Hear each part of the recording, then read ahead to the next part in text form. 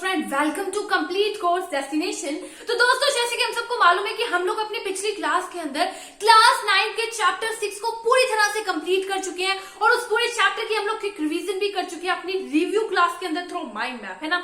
तो मुझे जहां तक यकीन है कि वो चैप्टर तो आपको समझ आ चुका होगा अच्छी तरह से। तो आज की क्लास में हम लोग अपने न्यू चैप्टर को शुरू करने जा रहे हैं, क्लास 9 के चैप्टर 7 को, जिसका नाम है डाइवर्सिटी इन लिविंग ऑर्गेनिजम्स। ठीक है, तो इस चैप्टर को शुरू करने से पहले आपको एक बात बता दूं कि हमारा जो चैप्टर है बहुत ही ज्यादा इंटरेस्टिंग चैप्टर होता है और उसी के साथ साथ हमारे एग्जाम पॉइंट ऑफ व्यू से, competitive exam point of view से हमारा चैप्टर काफी ज्यादा इंपॉर्टेंट रहता है। इसलिए हम इस चैप्टर को धीरे धीरे करके पढ़ेंगे और लास्ट में हम लोग रिव्यू क्लास के अंदर तो पूरे चैप्टर को एक पूरी वीडियो के अंदर कंप्लीट कर ही लेते हैं ना।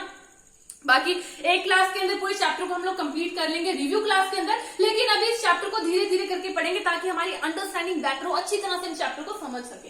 तो देखो, चैप्टर का नाम क्या है? डाइवर्सिटी इन लिविंग ऑर्गेनिजम्स, जिसको हम लोग आज ही की क्लास में डिस्कस करने वाले हैं। लेकिन उससे पहले जो लोग भी इस क्लास को देख रहे हैं, लाइक शेयर सब्सक्राइब करना मत भूलिएगा, लाइक शेयर सब्सक्राइब जरूर कर दीजिएगा। तो चलो शुरू करते हैं अपनी इस क्लास को। तो देखो, हम लोग पढ़ने वाले हैं about diversity in living organisms. It means that it is must to know about diversity in living organism, है ना। इसके बारे में जानना हमारे लिए बहुत जरूरी है। तो डाइवर्सिटी क्या होता है? चेंज हो गई, ट्रांसफॉर्मेशन हो गया, डिफरेंसेस हो गया, इसी को हम लोग डाइवर्सिटी कहते हैं। But we have to know about diversity in living organism, है ना। तो there are type of living organisms present around the world, और we can say present around us. हमारे आसपास बहुत सारे लिविंग ऑर्गेनिजम्स प्रेजेंट होते हैं। ठीक है, अगर हम लोग क्या करें, कुछ लिविंग ऑर्गेनिजम्स को एक दूसरे से कंपेयर करें, एक लिविंग ऑर्गेनिजम्स को दूसरे के साथ कंपेयर करेंगे, देन व्हाट वी ऑब्जर्व, हम क्या ऑब्जर्व करेंगे, that every individual is different from one another to the smaller और ग्रेटर एक्सटेंट। हर एक इंडिविजुअल जो है एक दूसरे से अलग होंगे, चाहे वो थोड़ा सा अलग हो, चाहे वो ज्यादा अलग हो, लेकिन अलग जरूर होंगे एक दूसरे से, ना। एग्जाम्पल ले लेते हैं, हम और हमारे फ्रेंड की एग्जाम्पल ले लेते हैं। मान लीजिए एक हम है और एक हमारा दोस्त है पास में खड़ा, हम अपने एक दूसरे को कंपेयर कर रहे हैं अपने आप से। तो हम लोग क्या देखेंगे, बहुत सारी डिफरेंसेस हमें पता चलेंगी। हो सकता है कि उसकी हाइट ज्यादा हो, हमारी हाइट कम हो, या हमारी हाइट ज्यादा हो, उसकी हाइट कम हो। मोटापा हो सकता है, मे बी वो मोटा हो, पतला हो, हम मोटे हो, हम पतले हो, है ना।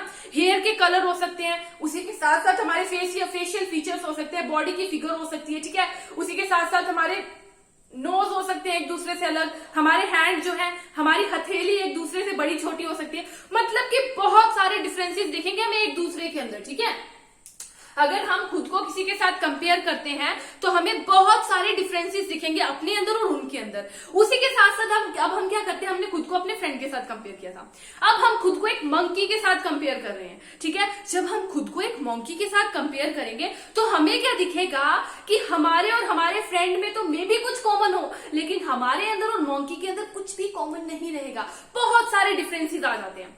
इट मीन्स दैट देखो, बहुत सारे प्लांट्स हैं, एनिमल्स हैं, बहुत सारे बैक्टीरियाज हैं, तो we need to study them, उन सबको स्टडी करना हमें। So for that we need to arrange this organisms like that we can understand them. इस तरह से अरेंज करें लिविंग ऑर्गेनिजम्स को ताकि हम उसे अच्छी तरह से अंडरस्टैंड कर सकें। So for that we need to arrange living organisms, और we can say we need to arrange this organisms, ठीक है, in different groups on the basis of their similarity and differences. जो हमारे ऑर्गेनिजम्स हैं उनके बीच में जो सिमिलैरिटीज होंगी और डिफरेंसेस होंगी, उसी के बेस पे क्या उनके अंदर एक जैसा है, क्या अलग है, उसी के बेस पे हम उनको डिफरेंट ग्रुप्स के अंदर बांटेंगे। ठीक है, डिफरेंट ग्रुप्स के अंदर बांटेंगे ताकि हम उनकी स्टडी कर सकें। ठीक है, अब एग्जैक्टली ऐसा ही होता है क्लासिफिकेशन में। क्लासिफिकेशन में क्या होता है, बिल्कुल इसी तरह से उनकी सिमिलैरिटी और डिफरेंसेस के बेस पे हम लोग उनको अलग अलग ग्रुप्स के अंदर बांट देते हैं। ठीक है, जैसे कि हम लोग क्या करते हैं, अब हमारी क्लासिफिकेशन के अंदर क्या हो रहा है, अलग अलग ग्रुप्स के अंदर बांटा जा रहा है। अब मिलियंस ऑफ स्पीसीज है प्लांट्स के, मिलियंस ऑफ स्पीसीज है एनिमल्स के। अब अगर एक एक को हम लोग स्टडी करना शुरू करें तो कितना ज्यादा डिफिकल्ट हो जाएगा, है ना। तो इसीलिए जो है ऑर्गेनिजम्स की सिमिलैरिटीज, उनके डिफरेंसेस के बेस पे उनको जो है अलग ग्रुप्स के अंदर बांटा जाता है, जिसकी वजह से हम लोग जो है उनकी स्टडी इजिली कर सकें। ठीक है, so this arrangement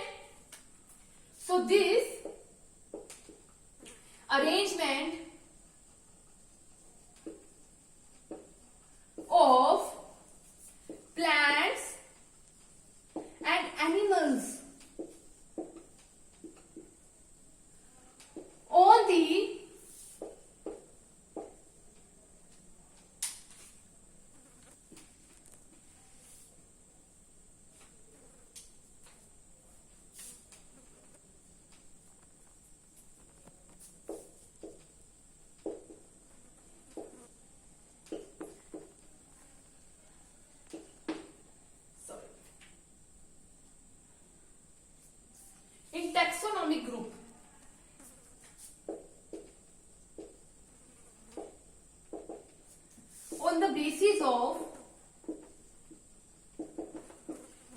similarities. On the basis of similarities between them are called what? Are called classification. इसी को क्या कह दिया जाता है? क्लासिफिकेशन कह दिया जाता है. सो क्या होती है हमारी क्लासिफिकेशन? हम लोग जो है प्लांट्स को और एनिमल्स को अलग अलग ग्रुप्स के अंदर बांट रहे हैं on the basis of similarities between them. उनके अंदर क्या क्या सिमिलैरिटीज है उसके बेसिस पे अलग अलग ग्रुप्स के अंदर बांट रहे हैं. इसी को कह दिया जाता है क्लासिफिकेशन. ठीक है. अब जैसे कि हमारी छोटी छोटी कैट्स हो गई, लायंस हो गई, टाइगर्स आ गए, इनको हम लोग एक ग्रुप के अंदर रख रहे हैं बिकॉज उनके अंदर कुछ सिमिलैरिटीज होंगी. ठीक है. तो इसी तरह से जो है हम लोग सभी लिविंग ऑर्गेनिजम्स को अलग अलग ग्रुप्स के अंदर बांटते हैं. और हम लोग ये भी कह सकते हैं segregating of plants and animals on the basis of the similarities and differences between them is called classification. इसी को कह दिया जाता है क्या? क्लासिफिकेशन कह दिया जाता है. अब मुझे जहां तक लगता है कि क्लासिफिकेशन की बात तो आपको क्लियर होगी है ना. क्लासिफिकेशन क्या होता है? अब देखो, एक हमारे क्या थे, हमारे ग्रीक थिंकर थे अरिस्टोटल. एक ग्रीक थिंकर थे जिनका नाम था अरिस्टोटल. इन्होंने क्या किया? इन्होंने क्लासिफिकेशन की थी किसकी? एनिमल्स की. एनिमल्स की क्लासिफिकेशन की. एनिमल्स की क्लासिफिकेशन की. अब हमारे अरिस्टोटल जी क्या कहते हैं? एरिस्टोटल जी कहते हैं कि जो हमारे एनिमल्स है ना उनकी क्लासिफिकेशन किस तरह से की जाएगी? ऐसे एनिमल्स उनके हैबिटेट के हिसाब से. ऐसे एनिमल्स जो एयर के अंदर रहते हैं वो अलग ग्रुप में, ऐसे एनिमल्स जो लैंड के ऊपर रहते हैं वो अलग ग्रुप में, और ऐसे एनिमल्स जो वाटर के अंदर रहते हैं वो अलग ग्रुप में. ऐसा हमारे एरिस्टोटल जी कहते हैं. ठीक है. On the basis of their habitat के हिसाब से हम उनको क्लासिफाई कर देंगे. लेकिन ये जो हमारा इन्होंने तरीका बताया था, it is very easy way to look at life but it is misleading too. Misleading सा तरीका था क्योंकि देखो अगर हम लोग एक्वेटिक एनिमल्स को देख लेते हैं, हम लोग क्या करते हैं? एक्वेटिक एनिमल्स को देख लेते हैं. हमारी फिशेस हो गई, शार्क हो गई, स्टारफिश हो गई, ऑक्टोपस हो गया. देखो अगर हम इन एनिमल्स को देखें, एक्वेटिक एनिमल्स को, तो हम लोग देखते ही बता देंगे कि there are lot of difference between them. इनके बीच में सिर्फ एक ही चीज कॉमन है कि इनका हैबिटेट कॉमन है. ये सभी एक्वेटिक एनिमल्स है, वाटर के अंदर रहते हैं. बस एक ही चीज इनके अंदर कॉमन है और सब इनके अंदर डिफरेंट होगा. मतलब कि इस बेसिस पे हम लोग एनिमल्स को नहीं कर सकते क्लासिफाई, क्योंकि ये अलग बिल्कुल सही तरीका नहीं है एनिमल्स को क्लासिफाई करने का. ठीक है. तो इस बेसिस पे हम लोग क्लासिफाई नहीं करते. तो जो हमारे एरिस्टोटल जी का आइडिया था वो गलत साबित हो गया. अब देखो क्या होता है. सबसे पहले की जो हमारी है, why do we need to classify? Classify करना जरूरी क्यों है? Why do we need to classify?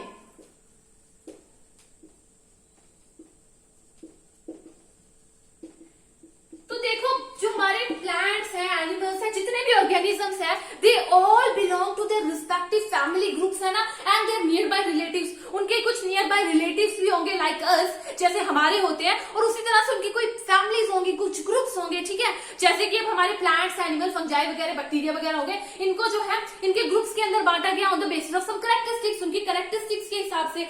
उसी तरह से जो है हमारे रीसेंट क्लासिफिकेशन है, रीसेंट जो क्लासिफिकेशन है हमारी किस तरह की आई?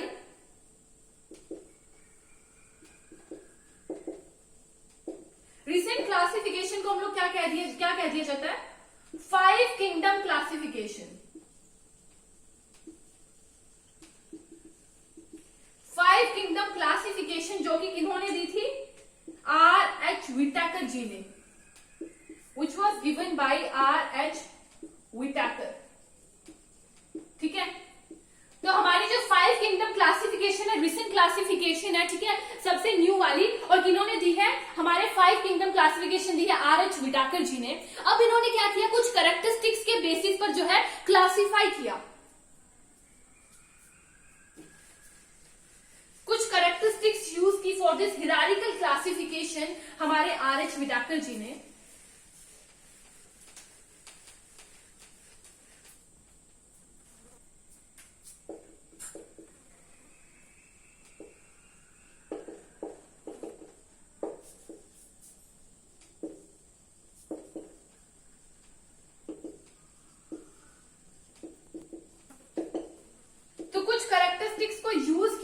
For this hierarchical classification. ठीक है. तो इस हिरारिकल क्लासिफिकेशन के लिए कुछ कैरेक्टरिस्टिक्स को यूज किया गया. तो हमारे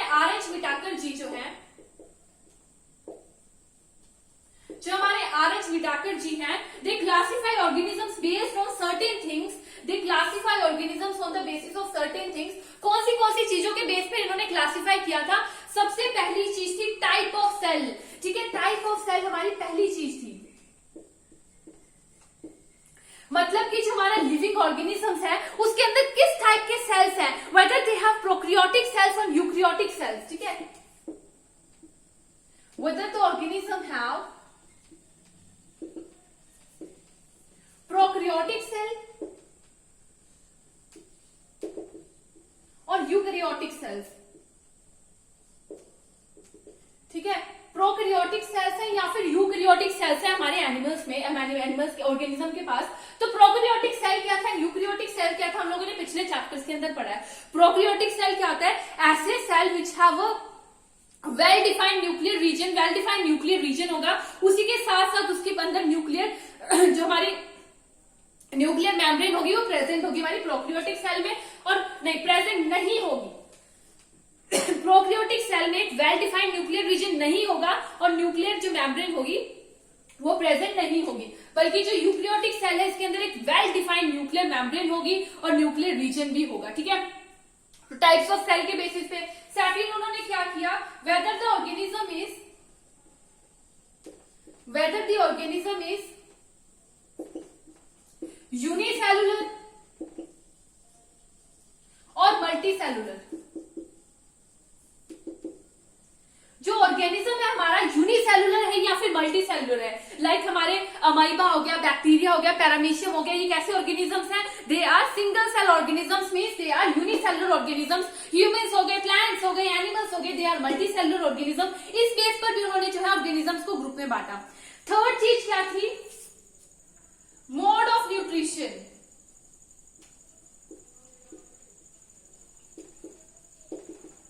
न्यूट्रिशन का मोड कैसा है? आइदर इट इज ऑटोट्रॉपिक और हेटेरोट्रॉपिक।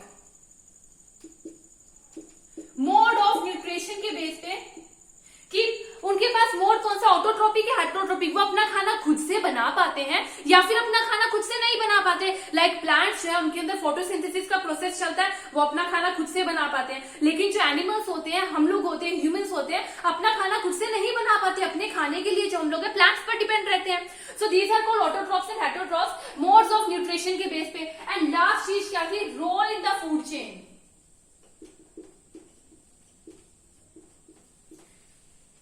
उन्होंने कहा आइदर दे आर प्रोड्यूसर्स और कंज्यूमर्स, सेप्रोट्रॉप्स और डिकम्पोजर्स। अब इस बेस पे भी उन्होंने क्लासिफाई किया कि फूड चेन में क्या रोल है हमारे जो है ऑर्गेनिजम्स का, वो और कंज्यूमर्स हैं या फिर प्रोड्यूसर्स हैं, सेप्रोट्रॉप्स हैं या फिर डिकम्पोजर्स हैं। इस बेस पर भी उन्होंने जो है ऑर्गेनिजम्स को क्लासिफाई किया था। तो हमारे जो आर.एच. विटाकर जी थे, इन्होंने ये 4 कैरेक्टरिस्टिक्स को यूज किया, जिसके बेसिस पर वो जो है 5 किंगडम क्लासिफिकेशन करते हैं, ठीक है। तो 5 किंगडम क्लासिफिकेशन किन बेसिस पे था? सबसे पहले तो उनका टाइप का, सेल का टाइप क्या है ऑर्गेनिजम्स के अंदर, प्रोकैरियोटिक सेल्स है या यूकैरियोटिक सेल है। दूसरा की ऑर्गेनिजम्स यूनिसेलुलर है या फिर मल्टीसेलुलर है। तीसरी क्या बात थी? तीसरी बात थी हमारी न्यूट्रिशन के क्या मोड है उनके, ऑटोट्रॉप्स है या फिर हेटेरोट्रॉप्स है। और लास्ट चीज थी कि फूड चेन के अंदर क्या उनका रोल है, प्रोड्यूसर्स है, कंज्यूमर्स है, सेप्रोट्रॉप्स है, फिर डिकम्पोजर है। इस बेस पर उनकी क्लासिफिकेशन चली, ठीक है। तो हमें पता चल गया आर.एच. विटाकर जी ने किस बेस पर क्लासिफिकेशन की थी हमारे ऑर्गेनिजम्स की, ठीक है। तो अब हम लोग पढ़ लेंगे अबाउट हमारा लास्ट टॉपिक था, that is classification and evolution.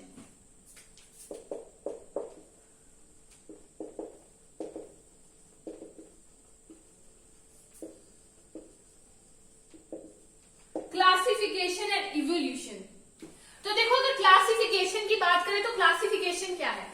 हम लोग किसी चीज को, किसी भी ऑर्गेनिज्म को किस तरह से आइडेंटिफाई करते हैं, किस तरह से कैटेगराइज करते हैं, क्लासिफाई करते हैं on the basis of their functions, उनके फंक्शन के हिसाब से, बॉडी डिजाइन के हिसाब से, ठीक है। उन चीजों के बेस पे, उनके कैरेक्टरिस्टिक्स के हिसाब से उनको आइडेंटिफाई करते हैं। तो क्लासिफिकेशन हो गया। अब जो हमारी इवोल्यूशन है, इवोल्यूशन क्या होती है? चेंजेस, ठीक है। मान लो कि अब ह्यूमंस के अंदर देख लिया जाए तो ह्यूमंस को पहले माना जाता है कि बहुत टाइम पहले जो एंशिएंट ह्यूमंस थे वो अलग तरह के होते थे। फिर with the passage of time क्या हुआ, हमारे अंदर इवोल्यूशन आती गई। हम लोग जब एक मॉडर्न मैन बन गए, मतलब कि बहुत सारी इवोल्यूशन होती है, चेंजेस टाइम बाय टाइम से चेंजेस होती हैं। मतलब कि इवोल्यूशन किस पे डिपेंड करती है? एटमॉस्फेयर पे। अगर हम लोग अगर इवोल्यूशन और क्लासिफिकेशन को जोड़ देते हैं, इन दोनों को जोड़ते हैं, तो we get some group of organisms, ठीक है, which have ancient body design which have not change so much, ठीक है। हम लोग कुछ ग्रुप ऑफ ऑर्गेनिजम्स को हमें मिलेंगे, we will find some group of organisms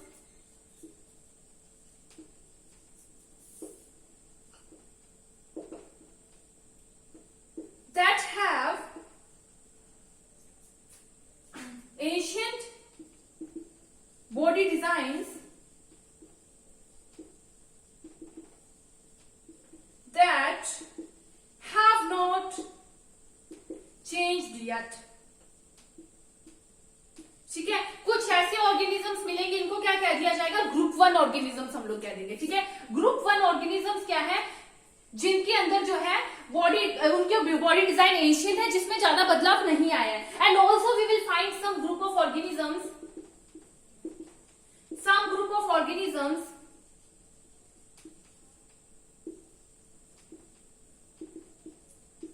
that have acquired their particular body design recently। तो कुछ ऐसे लिविंग ऑर्गेनिजम्स होंगे, हमें मिलेंगे, इनको हम लोग ग्रुप 2 कह देंगे, क्योंकि ये ऐसे ऑर्गेनिजम्स हैं जिन्होंने रिसेंटली अपने बॉडी डिजाइन को गेन किया, ठीक है। तो अगर हम लोग ग्रुप 1 के ऑर्गेनिजम्स को देख दें, तो इसको क्या कह दिया जाएगा? प्रिमिटिव और लोअर ऑर्गेनिजम्स। क्या कह देंगे इनको? प्रिमिटिव या फिर लोअर ऑर्गेनिजम्स। अगर दूसरे को कहा जाए तो ग्रुप 2 को क्या कह देंगे? एडवांस्ड और हायर ऑर्गेनिजम्स। बट एक्चुअली जो ये हमारे टर्म्स है ना, प्रिमिटिव, लोअर ऑर्गेनिजम्स, एडवांस और हायर ऑर्गेनिजम्स, ये एकदम सही टर्म्स नहीं है, इसलिए हम लोग ग्रुप 1 के लिए क्या यूज कर लेते हैं? ओल्डर ऑर्गेनिजम्स, ठीक है। और इनके लिए क्या कह देते हैं हम लोग? Young organisms, okay. इनको कह देते हैं हम लोग ओल्डर ऑर्गेनिजम्स, ग्रुप 1 वालों को। ग्रुप 2 को कह देते हैं यंग ऑर्गेनिजम्स। अब हम लोग इवोल्यूशन को देखें, तो जैसे जैसे इवोल्यूशन होती जाती है, जो है डिजाइन्स भी चेंज होते रहते हैं, डिजाइन्स में कॉम्प्लेक्सिटी आई जाती है, तो हम लोग यंग ऑर्गेनिजम्स को क्या कह सकते हैं? Complex organisms also. Complex organism कह सकते हैं, ओल्डर वालों को हम लोग कैसे कह सकते हैं? सिंपल ऑर्गेनिजम्स, ठीक है। तो ये पता चल गया ऑल्डर ऑर्गेनिज्म, सिंपल ऑर्गेनिज्म क्या है, यंग ऑर्गेनिज्म, कॉम्प्लेक्स ऑर्गेनिज्म क्या है। इनको हम लोग एडवांस्ड और हायर ऑर्गेनिज्म, प्रिमिटिव और लोअर ऑर्गेनिज्म भी कह रहे थे, लेकिन ये हमारे जो है ये सही नाम नहीं थे, इसलिए इनको हम लोगों ने न्यू नाम ये वाले दिए, ठीक है। और एक्चुअली है क्या? ऐसे ऑर्गेनिजम्स जो कि एंशिएंट बॉडी डिजाइन है, जिनके अंदर जो ज्यादा चेंज नहीं हुए हैं, उनको हम लोग ग्रुप 1 में रखते हैं। और ऐसे ऑर्गेनिजम्स जिनके अंदर जिन्होंने पर्टिकुलरली जो है डिजाइन रिसेंटली गेन किया, उसे हम लोग कह देते हैं ग्रुप 2 के ऑर्गेनिजम्स, ठीक है। तो ये हमारा तब होता है जब हम क्लासिफिकेशन और इवोल्यूशन को कनेक्ट करते हैं, तो हमें 2 टाइप के ऑर्गेनिजम्स मिलते हैं, 2 ग्रुप्स में मिलते हैं, ठीक है। तो यहां तक हम लोगों ने आज की एक छोटी सी इंट्रोडक्शन की है पूरे चैप्टर की। कल से हम लोग क्लासिफिकेशन की बात शुरू करेंगे, ठीक है। क्लासिफिकेशन हम लोग अपनी नेक्स्ट क्लास में शुरू करेंगे। आज की क्लास में हम लोग छोटी सी इंट्रो समझ लो, ठीक है। क्लासिफिकेशन किस बेसिस पे की जा रही है, किन्होंने की है, इस सब चीजों को हम लोगों ने डिस्कस किया। तो बाकी आज की क्लास हम लोग यहीं पे खत्म करेंगे। Thank you friends.